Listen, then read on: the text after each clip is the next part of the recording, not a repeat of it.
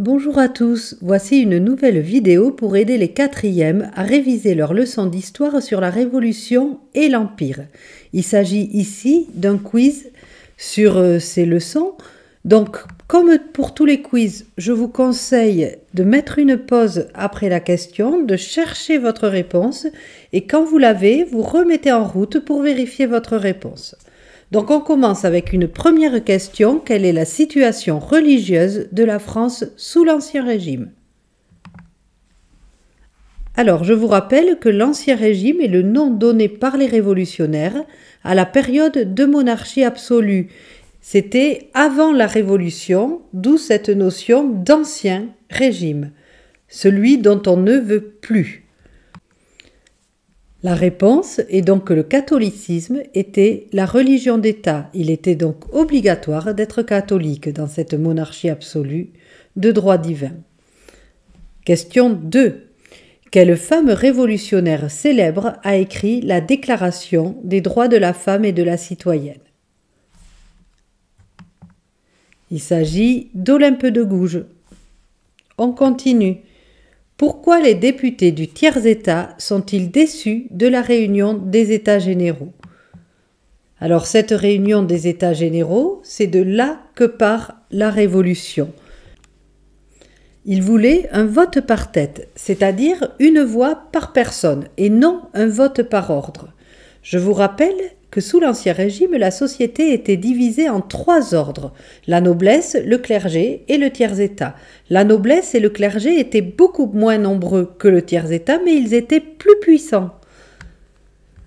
Donc, si les députés du tiers-État voulaient un vote par tête, c'est donc car même s'ils sont plus nombreux, ils ne constituent qu'un seul ordre. Donc, ce système de vote par ordre les défavorise.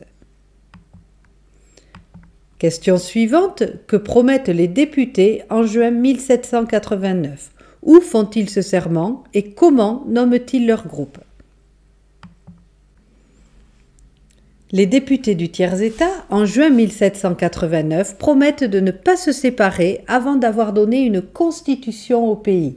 Une constitution, c'est un texte de loi qui fixe la répartition des pouvoirs dans le pays. Ils ne veulent plus que tous les pouvoirs soient concentrés dans les mains du roi. Ils font ce serment dans la salle du jeu de paume à Versailles. Ils avaient été réunis en mai dans le château de Versailles pour la réunion des États généraux qu'ils avaient quitté, on l'a vu dans la question précédente, car ils n'étaient pas d'accord avec le système du vote par ordre. Ils se proclament alors Assemblée nationale. Question suivante. Quel jour est célébrée la fête nationale française? En mémoire de quel événement? Alors chaque année, nous célébrons la fête nationale le 14 juillet, en mémoire de la prise de la Bastille qui a eu lieu le 14 juillet 1789. Que prévoit le Code civil quant à la place des femmes?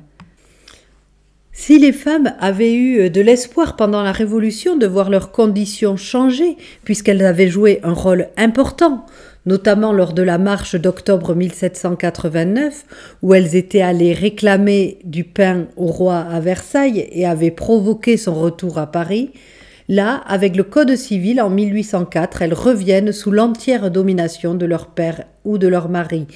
Elles ne peuvent pas toucher leur salaire sans leur accord, elles ne peuvent pas faire d'actes judiciaires, même pour l'habitat, elles sont obligées de suivre leur mari s'il décide de déménager.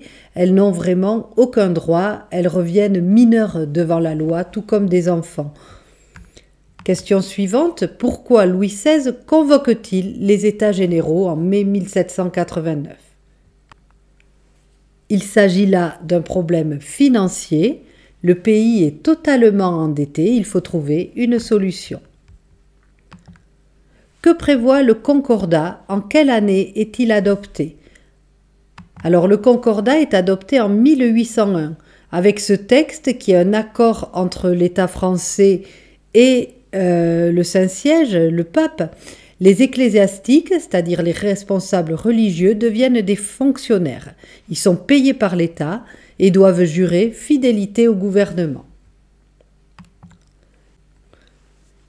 Question suivante, qu'était la Bastille? Pourquoi était-elle un symbole de l'absolutisme royal? La Bastille était une prison, et c'était un symbole de l'absolutisme royal, car le roi pouvait y enfermer qui il voulait, sous simple lettre de cachet, sans aucun jugement. Donc c'est bien un symbole de ce pouvoir absolu. Le roi pouvait, rien qu'avec sa volonté, décider du sort des gens. Où se déroule le sacre de Napoléon Ier? Alors ce sacre, qui a été représenté par le peintre David, a eu lieu dans la cathédrale Notre-Dame de Paris. Quelle décision prend l'Assemblée nationale le 4 août 1789 pour rendre la société plus égalitaire? Le 4 août, l'Assemblée décide l'abolition des privilèges. Les privilèges, ce sont ces droits dont ne disposent que certaines personnes, à savoir à l'époque la noblesse et le clergé. Désormais, tous les habitants de la France deviennent égaux devant la loi. Il n'y a plus de privilèges. Voilà, j'espère que ces petites questions vous auront aidé à bien réviser. Je vous dis à bientôt.